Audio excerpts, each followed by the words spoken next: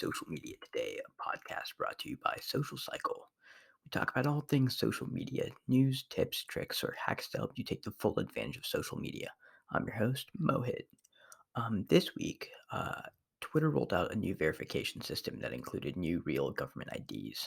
A blue check mark means now a real person, similar to like how Bumble or Hinge put a little verified check mark next to you.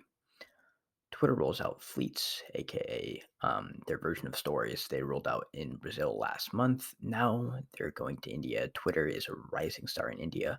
Let's see if it makes its way to the US. Also, I think that verifying profiles is a great idea because of the use of bots, and it could also be used to project some sort of propaganda. But it's a good step in the right effort. Stories, if you're early on the train, I imagine it would be a pretty good place to be. And I think that you should capitalize on this wave the moment it hits US or UK or wherever you're at soil. Instagram, they reduced COVID-19 messaging, and a lot of creators are now back to selling products. It marks a change on everyone's stories. Do you remember, like, oh, we stand with COVID-19, or like we support everyone, like get well soon, stuff like that from brands? This could mean that your Instagram costs could go back up.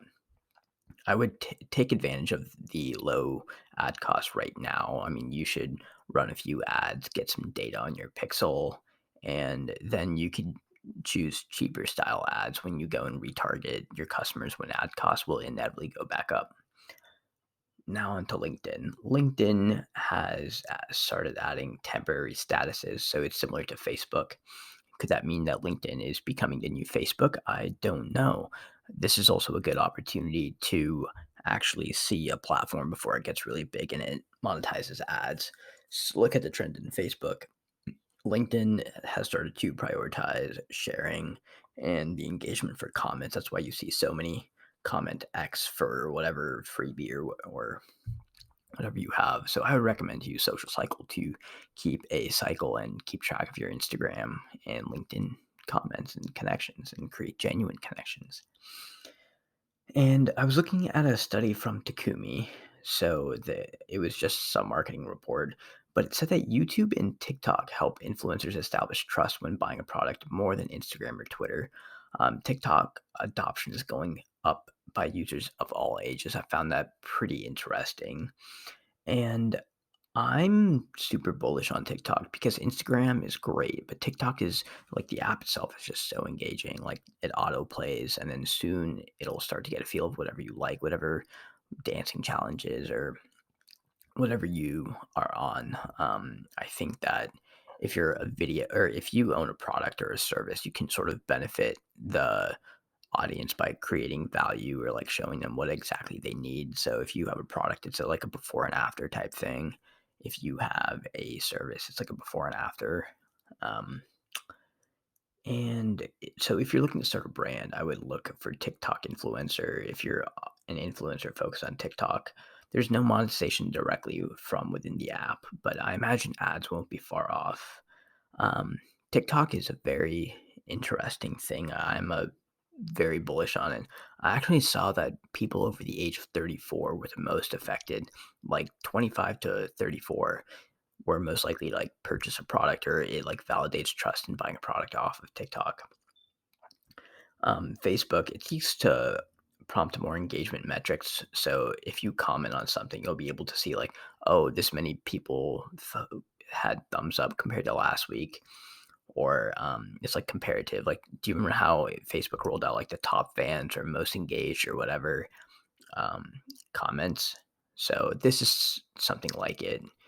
It's very interesting because I'm sure that you'll be able to like monetize some comment or whatever. We'll see. WhatsApp is rolling out payments to in Brazil. I think we might find it in India and Pakistan next. Is Facebook taking on like WeChat and Tencent? Are they looking at like the WeChat model and saying, "Hey, how can Facebook do it?" They're already, I think they're heading towards that way where they're going to keep everything within Facebook account, and that in conjunction with shops, like you could literally shop and pay using all of their products, and there's no need to leave like the Instagram app, for example. It'll be interesting. I think that it might trickle down to other parts of Instagram and Snapchat minis. So Snapchat opened up their ecosystem to outside developers to take on Facebook and become more of like a quote platform. And I know that you can do activities with your friends, like they just allowed you to meditate with your friends. I think they have an app, like a group calm, like the app calm meditation session with your friends. You can buy movie tickets. You can study with flashcards using your friends. So I think it's very beneficial if you're in high school and college. And I think eventually they'll start to do e-commerce with like a very social focus. So my hypothesis is that, for example, if you're like an e-commerce store that is selling like jewelry, for example, then all of that will be able to be bought within the app. And it's a very interesting thing, and you can show your friends what exactly you're buying. Like, so if you're trying to buy jewelry, then you could say to your friend, "Hey, I'm buying this." Your other friend could snap you, "Hey, I'm doing this," and they could probably use filters too. I don't know. I'm very bullish. I think that if you're a developer or if you made like Facebook apps, for example, or Twitter apps, then it's a good way to get in on the game early. Anyway, I hope that you've enjoyed this. It is Mohit. I'm signing off. I'm going to enjoy my night. Take care, everybody. Have a good one.